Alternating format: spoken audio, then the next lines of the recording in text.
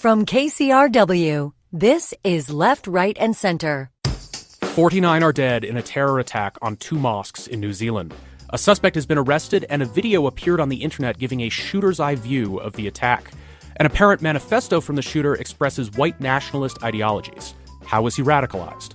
Welcome to Left, Right, and Center, your civilized yet provocative antidote to the self-contained opinion bubbles that dominate political debate. I'm Josh Barrow. Later in the show, the U.S. Senate has voted to reject President Trump's emergency declaration to build his border wall. 12 Republican senators crossed the aisle to rebuke the president, and their action will force the first veto of his presidency. The FAA has grounded all Boeing 737 MAX jets, following similar actions around the world. How will we know if this was a good choice, and when will we know if the plane is safe? Elizabeth Warren has a plan to break up big tech, which we will discuss, and we will look at the college admissions scandal that has captivated, amused, and infuriated America. That's coming up next on Left, Right, and Center. We'll be right back. I'm Norman Alney. On To The Point, nuclear power may be a dying industry, but supporters say it's clean energy to help reduce climate change. It's way safer than what's on the grid now. It should be treated like any other fuel, something with costs and benefits. But here's America's former top nuclear regulator. It's not a reliable technology, and it's also one of the most expensive right now. The benefits and the risks of nuclear power to resist climate change on To The Point. Welcome back to Left, Right, and Center. I'm Josh Barrow, your center and business columnist at New York Magazine. On the right is Rich Lowry, editor of National Review. On the left is Elizabeth Bruenig, columnist at The Washington Post. On Friday, there was a terror attack at 2 mosques in Christchurch, one of New Zealand's largest cities. As of 9 a.m. Pacific time on Friday, the New York Times was reporting 49 victims were shot dead. The New Zealand police also found 2 unexploded bombs in a car they stopped. A video of parts of the attack, appearing to be from a helmet camera, was posted to Facebook. The gunman also appears to have posted an online manifesto heavily influenced by right-wing internet culture. I don't want to focus a lot on the content of the manifesto for a couple of reasons. One is that people commit attacks like this to draw attention to their ideas, and I don't want to reward that behavior. The other reason is contained in a warning from Kevin Roose, who covers technology and the internet for the New York Times. He writes, quote, "Be careful with the New Zealand shooter's apparent manifesto. It is thick with irony and metatext and very easy to misinterpret if you are not steeped in this stuff all the time, and even if you are. I am very online, and I don't feel 100% certain about what from the shooter is genuine and what is just trolling or media baiting." But I do think there's much we can infer here from the shooter's actions. He killed 49 people at mosques during Friday prayer. I think we can take him at his word that this was a white nationalist attack rooted in a hatred of Muslims. It seems to me the same question that gets asked after Islamist terror attacks is a very relevant one here. How was the shooter radicalized, and what does that tell us about how we should seek to prevent future similar attacks? Liz, what do you think we have learned so far? Well, like you said, I don't think we want to focus too much on sort of the artifacts he left behind. It seems like one thing we can conclude about him is that this radicalization process took place in large part on the internet and had quite a bit to do with, subcultures online that are fairly well known to us. I think the next big thing we can infer is that as much as the shooter in his commentary said he didn't care about being remembered or noticed, a lot of the iconography, if you want to put it that way, that he left behind certainly suggests that he wanted attention and admiration from this particular subculture. Rich, what do you think we've learned so far? Well, it's horrifying and sickening, and the problem is we clearly have a issue with right-wing extremist violence. If there were any doubt about that before, this removes it. The problem is this kind of attack, it mirrors the so-called lone wolf Islamic radical attacks, which are the very hardest to deal with. If there are cells, you could monitor and break them up. If they're territory they held, you could go and take it away from them. If they're formal groups, you can monitor them. And to the extent there are formal white supremacist groups in Idaho or wherever else, I assume the FBI is all over them, and some of their members are probably FBI informants. It's just this self-radicalization of discrete people on the internet is just very hard to combat, and just the nihilism of it is breathtaking. It is almost mass murder as an act of trolling, and it takes the so-called propaganda of the deed that anarchists back in the day talked about, to a whole new level where you can broadcast live for your social media audience your acts of mayhem and murder. So it's very disturbing, and made all the more so by the fact it's hard to see exactly how you directly counter it. Well, so what we have here, we don't have a cell and we don't have a formal organization. What we have is these online communities and message boards and platforms where people have these conversations, and they involve mixes of people from the very most extreme and gradually getting less and less extreme and more respectable and more within the mainstream conversation. And then you also have a lot of things that are said where it is deliberately unclear how serious the speaker is being able to say outrageous things and then basically play it off as having been a joke. It allows these ideas to get out in the discourse, and it makes it, I think, difficult to figure out who are the really pernicious people, and who are people who are just having conversations that they're trying to be shocking, and then when do those conversations that maybe were just meant to try to be shocking actually encourage people to do extremely pernicious things. So I don't know, Liz, is there a way to think about those sorts of informal communities and how you might have a policy response to them when one thing they can lead to is attacks like this? Yeah, I mean, I think one thing that's important to realize is we kind of have this distinction going on in culture between sort of jokey irony, ethno-nationalism or fascism, and then real ethno-nationalism or fascism. And the jokey irony stuff we tend to associate with these kind of nebulous online communities. And then the real stuff we tend to associate with people who try to present themselves as respectable spokespeople in politics, like Richard Spencer.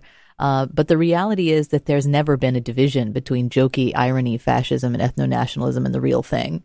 Jokes and irony and a sort of intentional avoidance and deflection of reason and rationality is a big part of fascism. It always has been. Every great writer on fascism has observed this, that at the heart of it, there's this void and this rejection of reason, which turns into kind of irony, jokes, deflection, etc.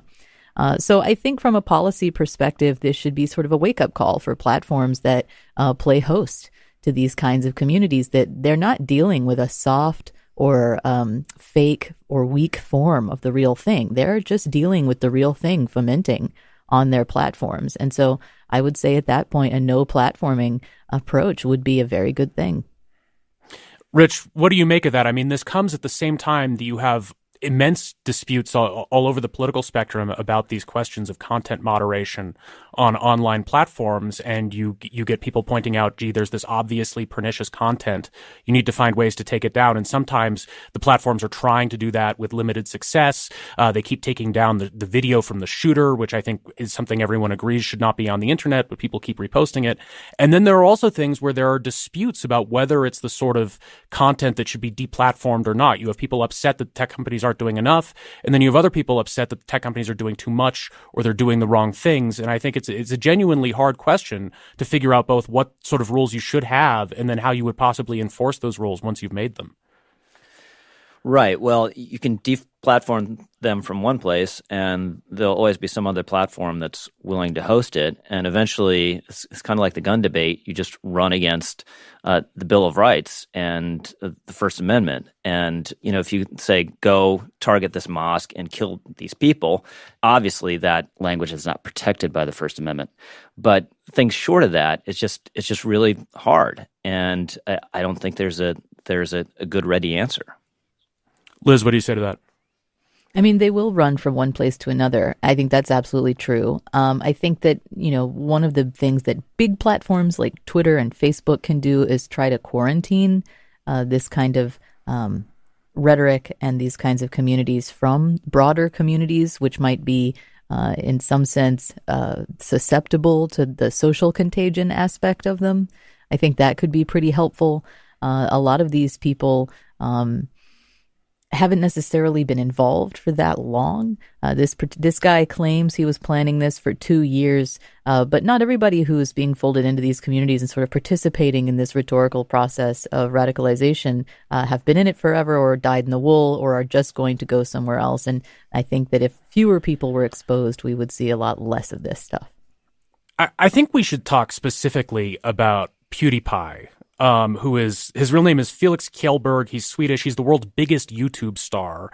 He posts comedy videos and videos about video games with over 90 million followers. And the reason that's relevant to this is that PewDiePie has repeatedly gotten in trouble for posting things that involved white nationalist or Nazi symbology. And as Liz alludes to, he sort of, the defense is always, oh, this is just a joke.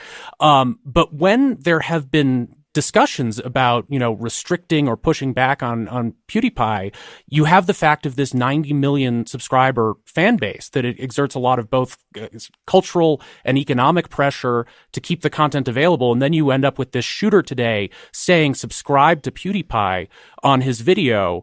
And I just, I am sort of at a loss if you have content that is this popular, that is this much within the fringe. I'm not saying that, that PewDiePie wanted someone to commit a shooting like this, and he's out with a statement today saying how horrified he is that the shooter that the shooter made these comments about him. But this seems like the sort of content on the edge where it's definitely not legal incitement.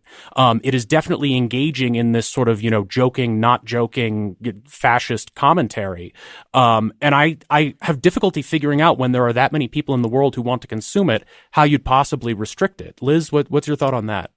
Well, I think that, for one thing, I think that the Christchurch shooter's reference to PewDiePie may very well have been a joke in itself. There's some other material that he left behind that referenced other conservative figures that appears to be satire or trolling, specifically to try to incite the media about figures the media has already had tussles with in the past or has covered heavily in the past. So I wouldn't take that necessarily at face value. But the point about what do you do when there's a huge fan base for this kind of content still stands. And I think my answer would be, at this point, we're sort of in a harm reduction mode, where I think that, if you focus on paying attention to specific rhetoric, right, you shouldn't go after individuals who just seem kind of suspicious or ambient or whatever, who haven't actually said or done anything. But if you get into specific ethno-nationalist rhetoric and so forth, I can't blame platforms for saying this stuff has spawned a lot of damage and we don't want it on our website. That doesn't mean that 90 million follower fan base isn't going to follow. Some portion of it probably will, but then some portion of it probably won't or isn't tuned in specifically for that material. So, I think from a harm reduction standpoint, it could still make sense for platforms like Twitter and YouTube to go ahead and enforce what are often their own terms of service in order to try to reduce the social contagion aspect here. And then, of course, it's not just internet commentary. Rich, a lot of people have been focusing on this comment from an Australian senator by the name of Fraser Anning, who came out with a statement right after the attack. He condemned the attack, but then very quickly turned to saying that it reflects, quote, the growing fear within our community, both in Australia and New Zealand, of the increasing Muslim presence, and essentially blaming Muslims for this attack on Muslims. I think it's important to note that Anning is on the fringe of Australian politics. He's an independent, and his statement was condemned by leaders of both of the major political parties in Australia, but still, there's a space for this sort of commentary in Australia's politics and also in ours that talks about policies that are rooted in fear, not just of specific terror threats, but of the Muslim community as a whole. I certainly think we saw this in President Trump's travel ban on certain Muslim-majority countries, which was marketed during the campaign as a Muslim ban. If you have this message basically about that this group of, a billion plus people around the world are out to get us, isn't that the sort of thing that foments the sorts of ideas that could lead to attacks like this? Well, this Australian statement was obviously horrific, and any sort of statement of sympathy after an incident like this, as soon as you get to the but or however, it's going to go wrong. And he got to however, I think, literally after the first sentence. So I'm an immigration restrictionist. I think we should have fewer numbers, but it shouldn't be based on rancor or hatred for anyone. And the attitude should be once people are in, they're in, and you welcome them. And the New Zealand Prime Minister's statement was very moving on this. These immigrants are us now. They came here to be safe and part of our society. And obviously, there's a time and a place for a debate about immigration policy, and a statement. What should have been a statement just expressing horror at this incident is obviously not the time or place. Liz, what is the role of prayer after an attack like this? Well, especially because the Christchurch attack took place at a mosque where people were gathered for Friday prayers. I think that using the sort of critique that has been developed against the sort of NRA-backed gun lobby in the United States, which is, we don't need your thoughts and prayers, we need your action. So that critique developed when American mass shootings would happen again and again and again, and politicians who had voted against gun regulation because they were, involved with the gun lobby would say, well, the victims have my thoughts and prayers. And people felt angry about that because in their point of view, these politicians had much more to offer in terms of action than just thoughts and prayers. However, I think that critique has been sort of misplaced. It's taken out of the American context and has been applied by some particularly impolitic American tweets to the New Zealand situation. And I think in the New Zealand situation, because these people were murdered in the act of prayer, it is especially important to offer them our prayers and solidarity as people of different faiths across the world. Rich, isn't the outcome here what you need? You need prayers in addition to action? And the concern is just whether the prayers become a substitute for action. Right. So I don't think that is the case. September 11th, I thought there were about 6 things we could do that would make a difference in reducing the threat of Islamic terrorism. At the same time, I prayed desperately every night for the victims of those terror attacks. So I do think I don't have a ready gun control answer. I don't think any makes sense to a lot of these attacks, but that's not what prompts me to pray for the victims. Now, I myself, I've stopped using the phrase thoughts and prayers on Twitter because it's so much of a cliche, and I caught myself once or twice saying it and knowing I wasn't really going to go back and pray about it. So it's in that respect, it's acted kind of as a substitute for real prayer. But my experience, even, and this isn't on social media, it's more real life, direct connections with people. But even atheists, even agnostics who are in a desperate straits in their lives or losing a loved one, what they appreciate most is you telling them and actually going and praying for them. So believers believe prayer is powerful, it's efficacious, and it's not something that should be mocked. I agree. And I think in this case, it's especially important for, people of faith to offer their prayers in solidarity. Christians, Jews, Muslims across the world can join with these people who were killed in the act of prayer and say that should never happen. Your faith should never become, in any sense, a barrier to your freedom to live a good life. And I think at the same time, it's not a substitute for action. And I mean, I think New Zealand's gun laws, this is kind of an ancillary point, are pretty laudable. They haven't had a mass shooting since 1990. So I think in this particular instance, outside of the American context, it's hard to make sense of the thoughts and prayers critique. Let's take a break. I will be back with Rich Lowry of National Review and Elizabeth Brunig of The Washington Post to talk about big tech in the wake of this attack. You're listening to Left, Right, and Center. What do you think? Share your thoughts on today's show on our Facebook page or tweet us at LRCKCRW and download the KCRW app to listen to Left, Right, and Center on demand.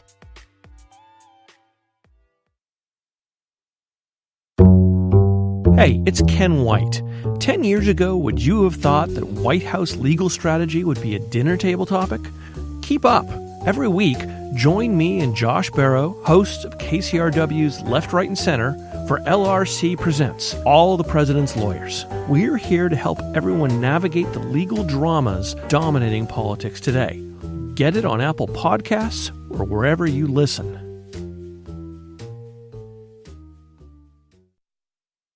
Back again with Left, Right, and Center. I'm Josh Barrow of New York Magazine.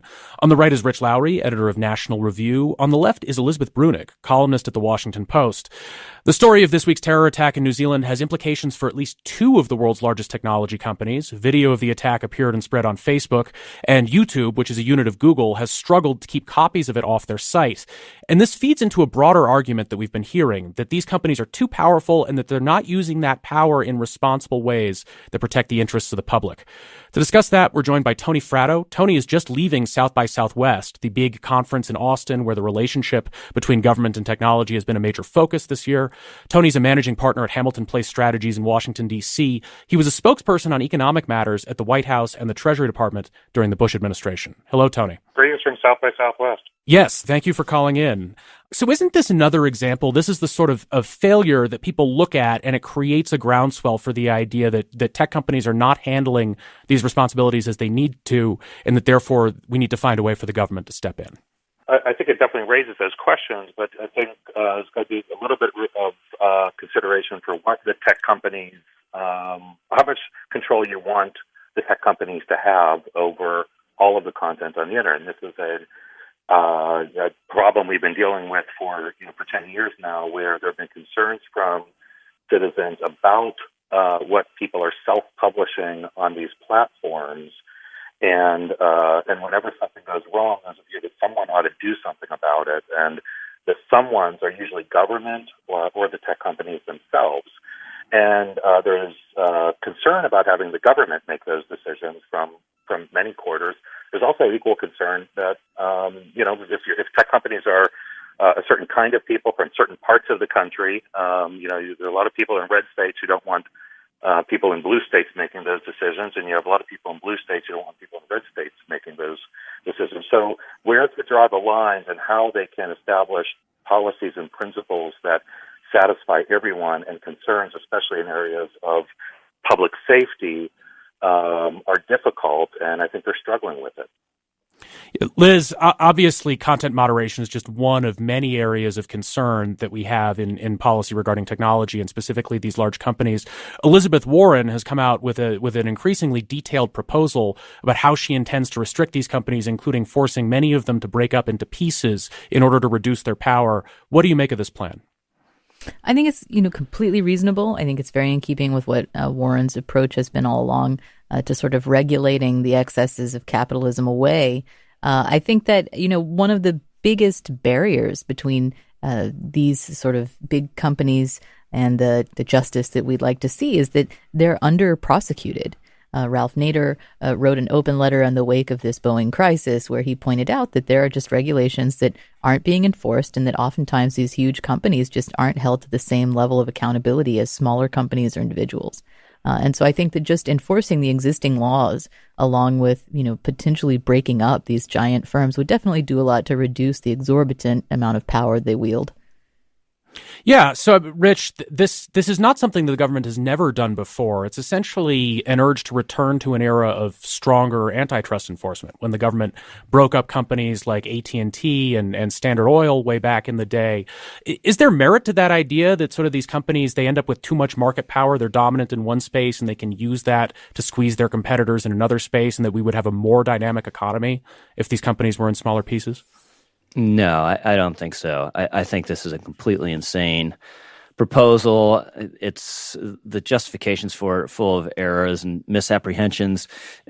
Warren contends, for instance, that the antitrust case against Microsoft in the 1990s somehow opened up the space for Facebook and Google. That's completely untrue. Microsoft would just left totally to its own devices, wouldn't have invented Facebook or Google. And the idea that like Amazon buying Whole Foods is some threat to the competitive balance in this country is also crazy. What it's done is prompted the rest of the retail food industry to invest more to upgrade its technology. A great example of this is Kroger's, which has been around since the 1880s, and in 2018 spent $200 million on investment to develop self-checkout counters and robot delivery. And this is how the economy should work. And to the extent there are sharp practices that need to be cracked down on, deal with it specifically the conduct rather than this massive politically imposed reorganization of everything these companies do with no apparent justification, and certainly not with the consumer in mind, because these companies are so big in the first place because there's demand, because consumers enjoy their products. And the idea that you would buy an iPhone that wouldn't have Apple apps on it because Elizabeth Warren thinks it's a bad idea is crazy. No, that's not going to improve anyone's experience or life. So I think that the point that I would raise in favor of Warren's plan and her shtick more generally is that there's monopoly power in the market that we are concerned about, or Warren is concerned about, just as an antitrust figure who believes there should be sort of broad, varied, and fair competition in a free market. And that's Warren's position. And I think the other side of that concern is the political concern, which is that when you have these monopolists, they're able to basically control politics, not only because they amass huge amounts of wealth that they can use to influence politics in the sort of direct and traditional way, but because they can just sort of control the way that cities are laid out, the way that people live their lives, the regions that people have to live in to work. So you can starve out sort of small communities, rural areas, entire regions if you move your headquarters or your manufacturing bases around. And if you're the only game in town, then you can pull people out of their zones and relocate them and do all sorts of activities that we would think of as exerting political power just because of the awesome size of your business, of your firm, and the fact that there are no competitors. So I think that's the other major concern, especially the sort of left-leaning folks have with the lack of antitrust enforcement at this point. Let's turn and talk about another big technology company that's been in the news this week for the way it is intertwined with the government, and that is Boeing. After hemming and hawing for a few days, the Trump administration has grounded all Boeing 737 MAX 8 and MAX 9 airplanes. This new Boeing type has had 2 fatal crashes in the last 6 months, one in Indonesia and one in Ethiopia. And data from both crashes, which is very preliminary, at least in the case of the recent Ethiopian crash, shows the planes rising and descending back and forth in a pattern that has raised concerns that there's a problem with the plane's anti-stall system. So if a plane's nose gets pointed too far up, the engines can stall out and lose power, and an anti-stall system is designed to prevent that from happening by automatically pushing the plane's nose down. But obviously, if the plane is trying to push its own nose down when it's not already too high, that could lead to it crashing into the ground. Internally, administrators at the FAA had expressed confidence that the MAX planes are safe, but they were overruled by the president. And honestly, since most of the rest of the world had already grounded the planes, the FAA position was looking increasingly difficult to maintain. Tony, George Bush's line was that other people in his administration did the analysis in agencies, in staff jobs, and that decisions were too hard to make at a lower level came across his desk, and then he was the decider who made those decisions. And so clearly, Donald Trump was the decider here. He decided that these planes would be grounded. But I don't think people trust Donald Trump to be a decider. How should we feel about the process that has led to this decision? I've long felt in situations like this, and especially with respect to air incidents, that you actually don't want anybody making decisions this way, right? I think what you really want is a standard operating procedure that can put a halt, so maybe an automatic grounding. The spectacle that we saw this week, where you have the company having to consider making these decisions, the FAA trying to make decisions, or a president making decisions, and some of this is replicated in other countries as well. They're all coming from different places with imperfect information. There's one thing that we know, except in some rare circumstances, that after an air incident, in the immediate day or two, the information is always imperfect. You don't actually know what is really the cause, and it takes a little bit of time to figure it out. Now, they were able to determine in a couple days here, they think that it's a software problem, and I'll take them at their word at that. But what I would rather see is an agreement that when there is an incident, the grounding is presumed automatic in a country for a day or two while they collect that information. To be in a position where we're saying we don't know what the problem is, but we think it's safe, go ahead and keep flying, that's not great. As I sit here in an airport, ready to get on a flight, that's not the way I want to think about it. I want some certainty. So, if the FAA could come out immediately or within a day and say, we know that this was a weather-related incident, not having to do with the mechanics of the plane, and you can restart flying again, I think that would give people a lot more comfort. So I would rather see a standard operating procedure that everyone can agree to before you're in the hours and days after an incident. Rich, I'm not sure how workable that sounds. I mean, it's because it's trying to take the discretion out of it, but you're not taking the discretion out of it. You still have to have that discretionary decision after a day or two in order to figure out whether to let the planes back in the air. And furthermore, I mean, most plane crashes are not related to specific systemic technological problems with a plane in the way that we are worried that these might be. So it seems like you'd basically be grounding a lot of planes for no good reason if you did that. Yeah, it seems to me, and I know nothing about aviation, that it's a sort of decision that you want made by the experts at the FAA based on the data, but just plane crashes get so much attention, and And in this case, as you pointed out at the beginning, every other country is going the other way, and you have senators banging on you and other folks banging on you. It was just politically unsustainable because there's a public confidence question, and just having two of these planes go down in short order, it just makes that concern very hard to address by saying, okay, the FAA has no data that this is a problem. So the ideal is the experts do it, but in something of such high public concern, there's going to be a political element inevitably.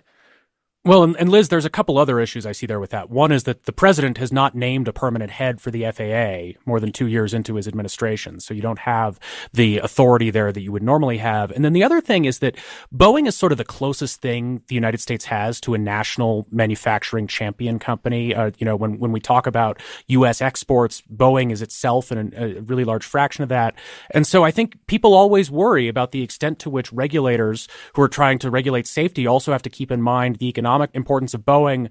And then you see the same thing with other foreign regulators. Do the European regulators have a preference for Airbus over Boeing? And does that influence the decisions that they make in these sorts of situations?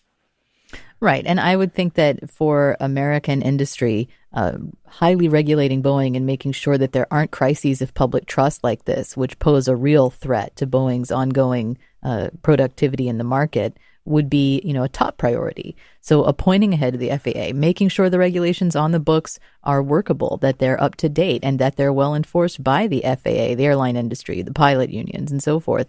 Making sure that whistleblowing is paid close attention to is the best thing we could possibly do for Boeing.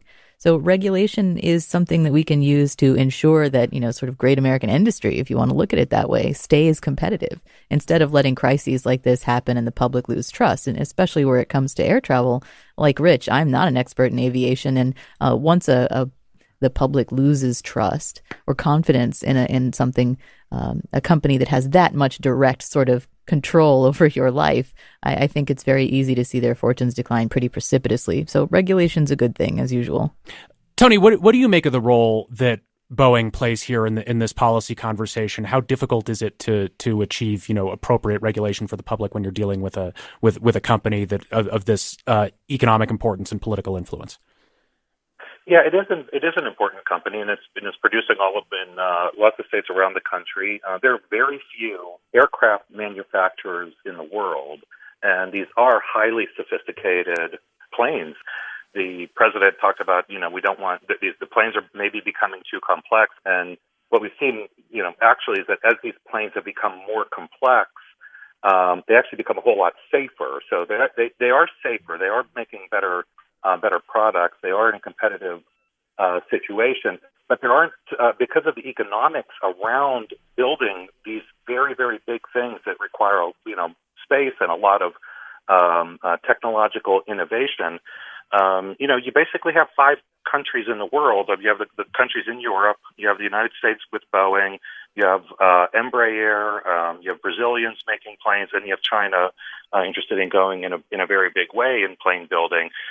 So by definition, you're going to end up with national champion producers, and because they are part of the defense base in these countries as well, you are also going to have a very close relationship with government. That's inevitable. So that just requires lots of communication and oversight in how the companies are operating and the products that they're putting out there. I haven't seen it as a problem with Boeing here in the United States so far, where there are concerns about their commitment to making better products and safer products. We have seen them competing to meet those ends and producing those same kinds of aircraft for the military as well.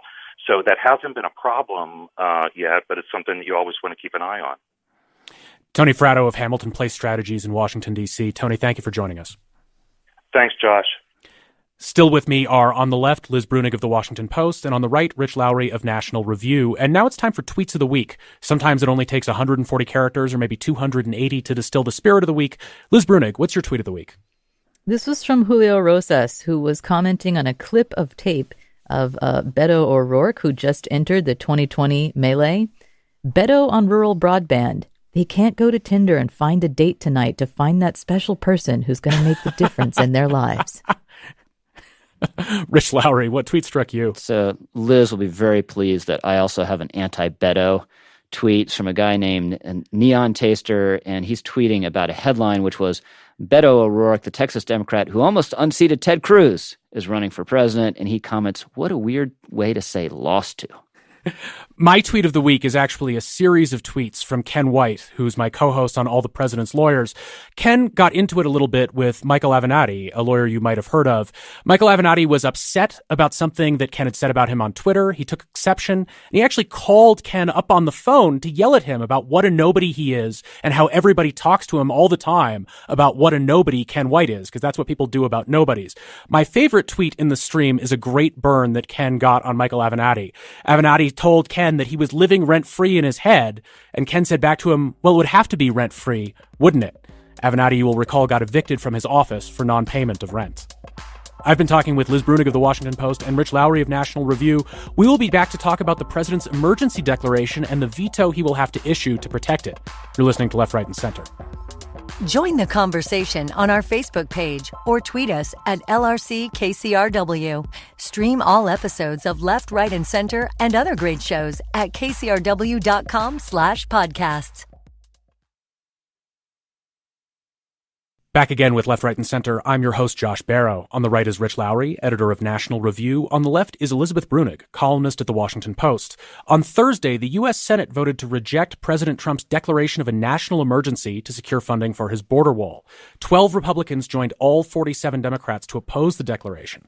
The House already voted its opposition, so this resolution to cancel the emergency declaration will go to President Trump's desk, and then he will veto it.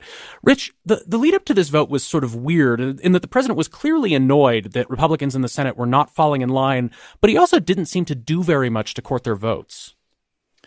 They worked at some, and there are some senators who didn't vote for the resolution of disapproval that you would have expected to, who did get worked very hard by the White House and politically threatened by the White House or its allies with primary challenges and other untoward consequences.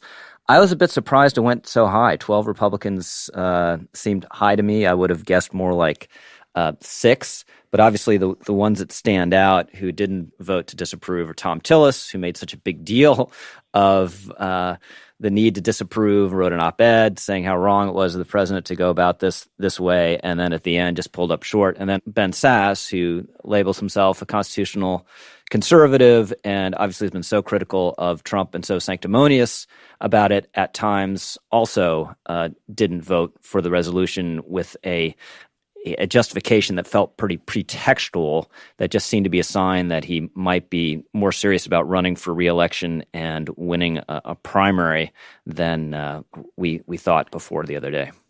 Yeah, so Sasse is up for re-election in Nebraska. Tom Tillis, who you mentioned, is up for re-election in North Carolina.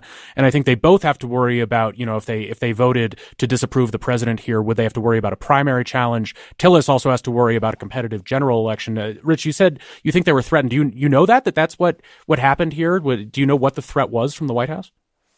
Well, Tillis, I think people are telling him he was going to get a primary challenge. People even saying they would run against him in the primary. I don't know that was coming directly from the White House. And Sasse, it has to be at least implicit. And this is one reason people have wondered why Lindsey Graham swung around and been so pro-Trump. Does he want a cabinet position? No, he doesn't want a primary challenge, and he wants to continue to be the senator from South Carolina. And that reasoning is affecting Ben Sasse more than I ever would have expected as well. So, Liz, the way the law is written around these emergency declarations, the House was able to force the Senate to vote on this, and they can do that again every 6 months. And Democrats on Capitol Hill have been indicating that they intend to do that. And those votes might get even more politically challenging for Republicans over time, because eventually, if the White House intends to tap the billions of dollars that it's doing through this emergency declaration, taking them from other functions of government and using them for the wall, eventually they'll have to say which money they intend to lay their hands on, and that could be in somebody's state and somebody's district.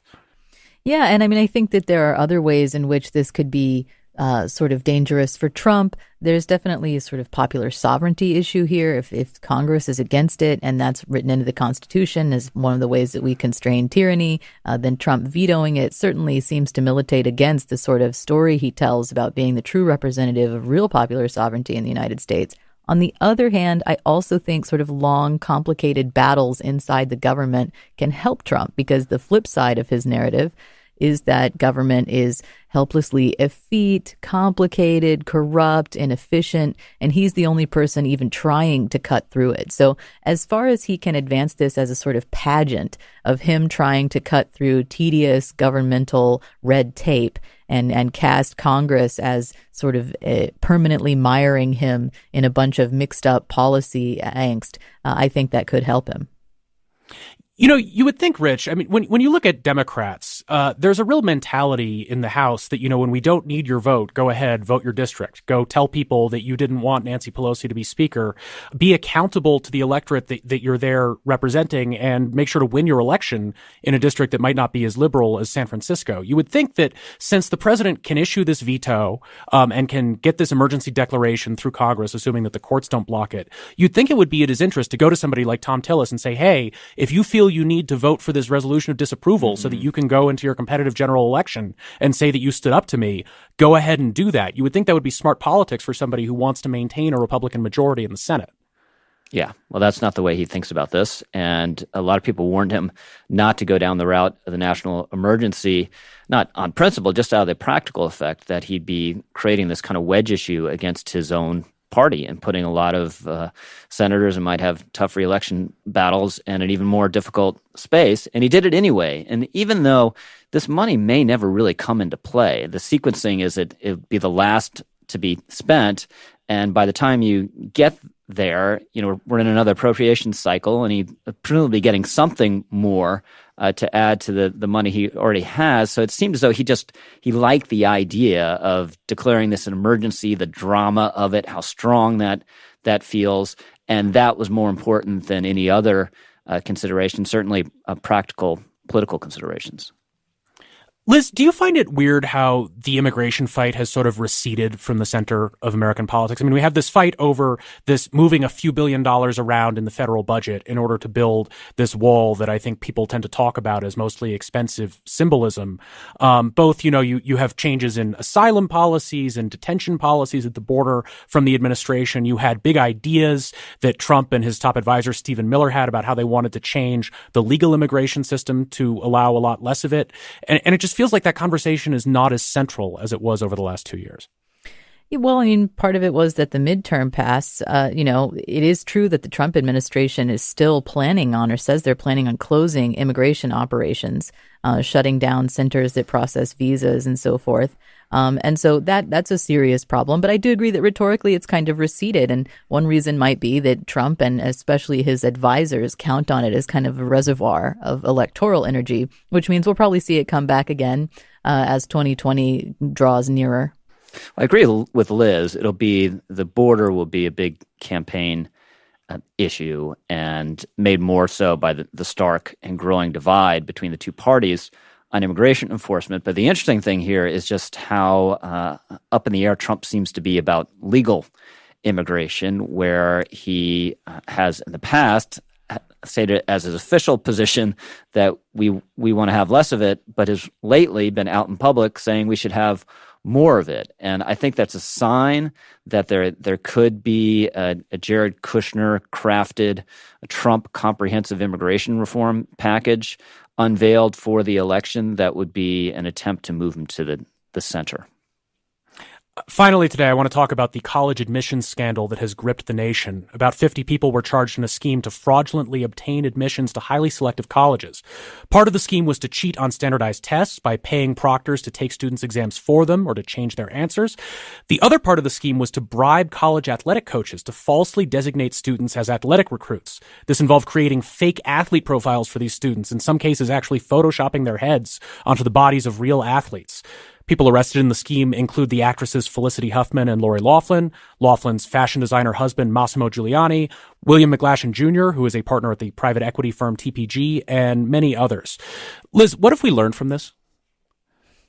Well, I think it confirmed a lot of things that people already suspected about how the wealthy got their kids into college, given usually wealthy people get their kids into college with big donations or buying buildings, which is a completely legal way of buying your kid into college. But I doubt that if pressed, many people would have denied there was likely shady stuff going on. I think that some of the most damning things to emerge from it was how little confidence the parents had in their own kids. That's sort of disturbing. There was no illusion on their part, anyway, that there was some unfairness that was keeping their kids out of these schools. They knew perfectly well what they were doing, so there was a completely conscious effort here at malfeasance. So I think a key difference here is that, first of all, I think people don't realize how expensive it is to buy your child into an Ivy League school in the normal manner. You're talking like $10 million donations.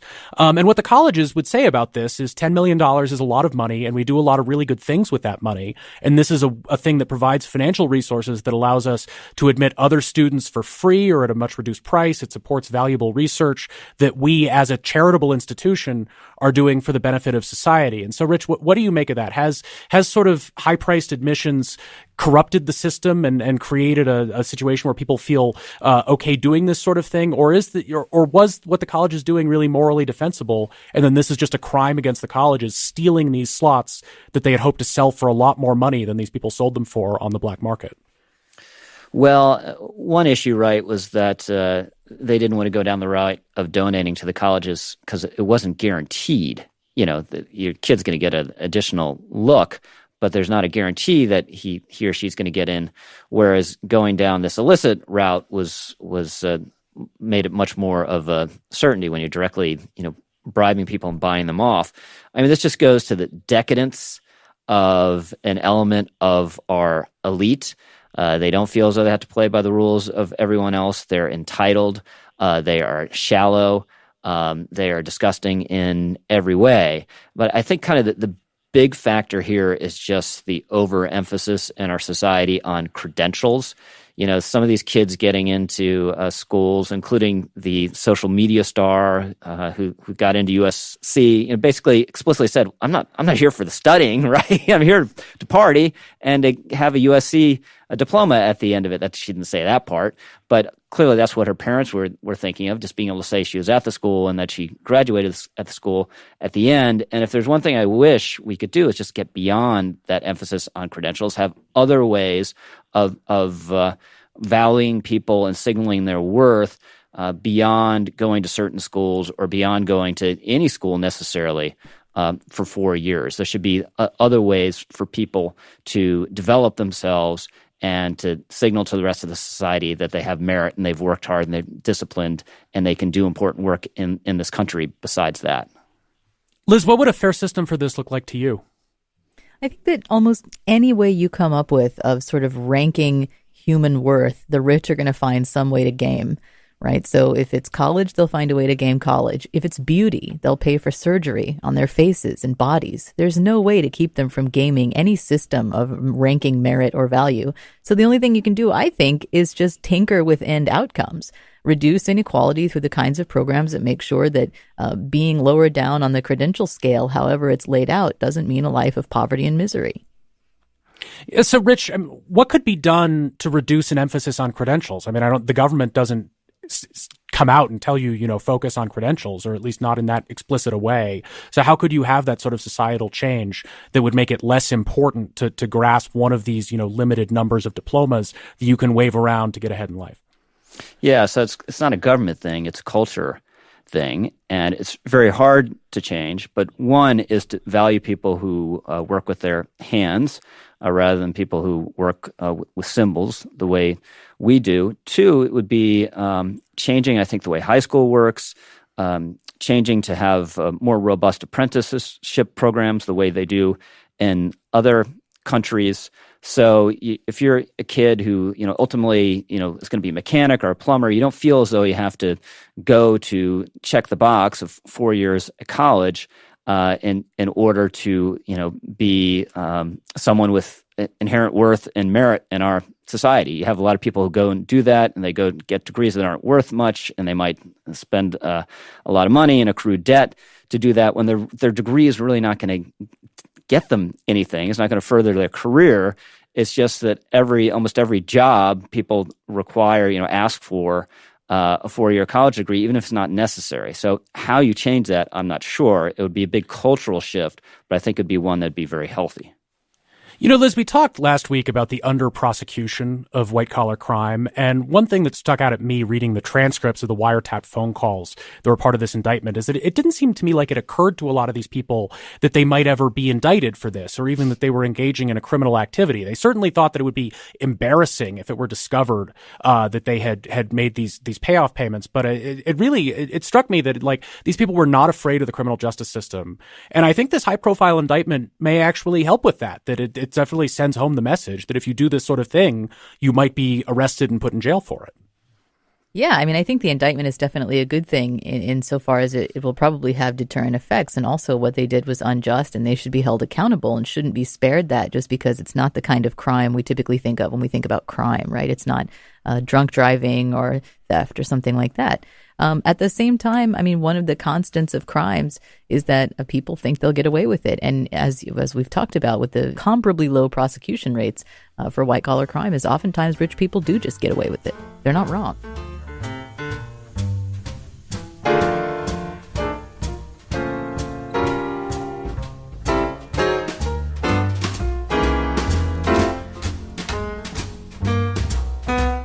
We've reached that time once again for our famed left, right, and center rants featuring pet peeves from across the political spectrum. Rich Lowry, it's your soapbox. Democrats complain a lot about Donald Trump's alleged threat to the First Amendment, which mostly involves his fulsome attacks on the press. But House Democrats have made one of their top priorities a bill designated H.R. 1 that passed last week, opposed by the ACLU because it will crimp political speech. You can't pose as a champion of free speech and want to regulate what's said and how about our elections. Liz Brunig, what's on your mind? Nobody will probably pay any attention to the fact that the Christchurch shooting is clearly Islamophobic in character and occurs a couple of weeks after the first big furor over Ilhan Omar's comments. I honestly still believe that furor was driven in large part by Islamophobic bias against her, and I think that the connection won't be made between the serious problem of Islamophobia and the level of harm she was accused of committing just with commentary. For my rant, there was a huge winter storm in the Rockies this week that caused a lot of disruption to air travel. And this is always annoying. People have an important business trip to make or a vacation they're really looking forward to, and the weather gets in the way and tempers flare. Personally, I got stuck overnight at Chicago O'Hare. I wasn't happy about it, but I was really struck how hard the airline employees were working to fix the situation, to move tens of thousands of people onto alternative flights. So in these situations, remember to be nice and say thank you, even if you're upset. The workers didn't make the weather, and they're trying to help you get around it. That's all we have time for today. I want to thank Rich Lowry, Liz Brunig, and Tony Fratto. Left, Right, and Center is produced by Sarah Fay. Our technical director is JC Swadek. Katie Burskins and Colin Cab Washington are our production assistants. Todd M. Simon composed our theme music. I'm Josh Barrow. Thanks for joining us, and tune in next week for more Left, Right, and Center.